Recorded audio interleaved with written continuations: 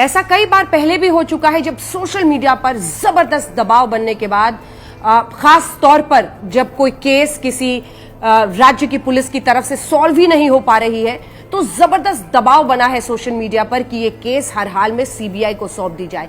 ऐसा पिछले कई दिनों हुआ है, लेकिन सबसे ज्यादा ये दबाव सुशांत सिंह राजपूत की मौत के बाद सामने आया।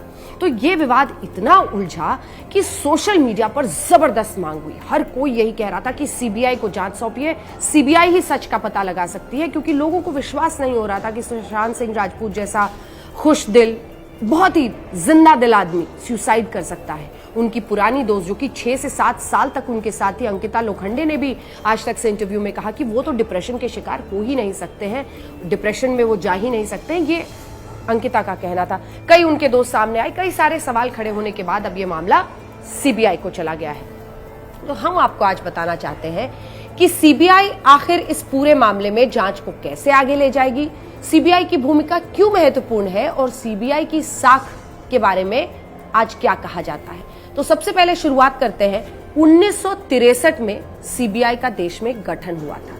हालांकि जब शुरुआत हुई तो भ्रष्टाचार या फिर इसी तरह के मामलों में ज्यादा सीबीआई की दखल थी और उसी समय जांच ऐसे ही मुद्दों की होती थी, लेकिन बाद में इसमें हत्या के अलावा जो वित्तीय अपराध हैं, ये सब कुछ, इसमें आतंकवाद, ये तमाम ऐसे मुद्दे शामिल होते चले गए।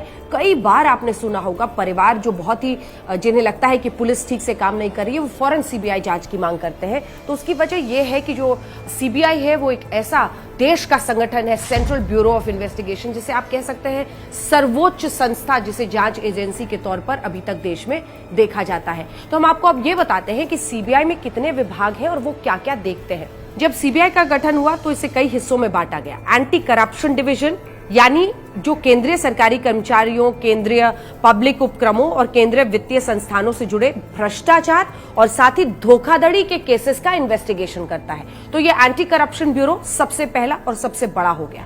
उसके बाद है इकोनॉमिक ऑफेंसेस विंग। जैसा आप नाम से ही समझ रहे होंगे, जितने भी इकोनॉमिक फ्रॉड्स होते हैं या इकोनॉमिक ऑफेंसेस होते हैं, यानी वित्तीय मामले जहां पर आपको कोई भी गड़बड़ियां होती हैं या फिर कोई भी फ्रॉड होता है, धोखाधड़ी, आयात निर्यात और या फिर विदेशी मुद्रा अतिक्रमण, नारकोटिक्स हो, पुरातन वस्तुएं हो, सांस्कृतिक संपत्ति की बढ़ती तस्करी या फिर जो विनिषिद्ध वस्तुओं आदि की तस्करी से संबंधित मामले हैं, उसको देखता है इकोनॉमिक ऑफेंसेस विंग। अब तीसरा, स्पेशल क्राइम डिवीजन।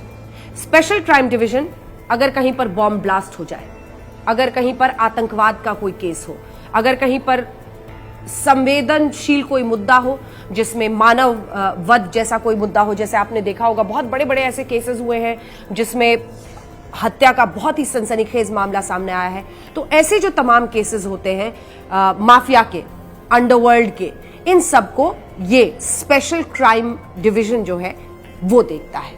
अब हम आपको बताते हैं कि आखिर कोई भी केस सीबीआई को जांच के लिए कैसे पहुंचता है, इसकी अनुमति कैसे मिलती है और कौन इसे कर सकता है।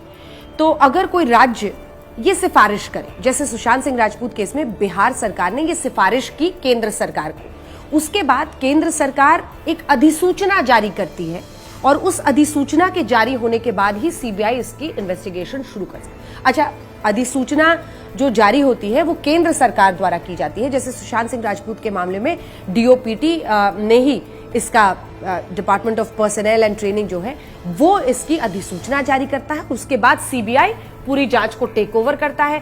अभी तक इन्वेस्टिगेशन में जितने भी प्रमाण या फिर जहां तक भी इन्वेस्टिगेशन स्टेट पुलिस का पहुंचा हो, वो तमाम जानकारियां वो उससे हासिल करते हैं और फिर केस को आगे ले जाते हैं। अब यहां पर महत्वपूर्ण है क्योंकि ये मामला सुप्रीम कोर्ट में है और सुप्रीम कोर्ट ने मुंबई पुलिस से पूछा है कि आपने जांच में क्या क्या किया है, 3 दिन में बताइए।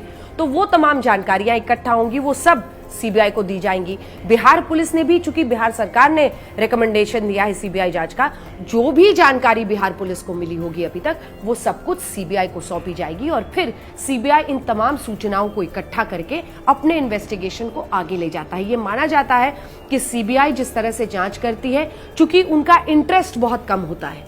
जैसे कोई स्टेट पुलिस है तो उस पर यह आरोप लगता है कि चूंकि उसी इलाके के हैं, मुंबई पुलिस पर लगा कि बॉलीवुड से उनकी हमेशा बातचीत होती है, संपर्क होता है, उनके एनुअल फेस्टिवल में बॉलीवुड स्टार्स आकर परफॉर्म करते हैं, तो क्या उन पर हाथ रखने से मुंबई पुलिस पीछे हटेगी? ये तमाम आरोप लगते हैं। सीबीआई को इसीलिए माना जाता है कि वो एक निष्पक्ष जांच करेंगे, क्योंकि उनका स्टेट उस राज्य के तमाम मैटर्स में होता ही नहीं है।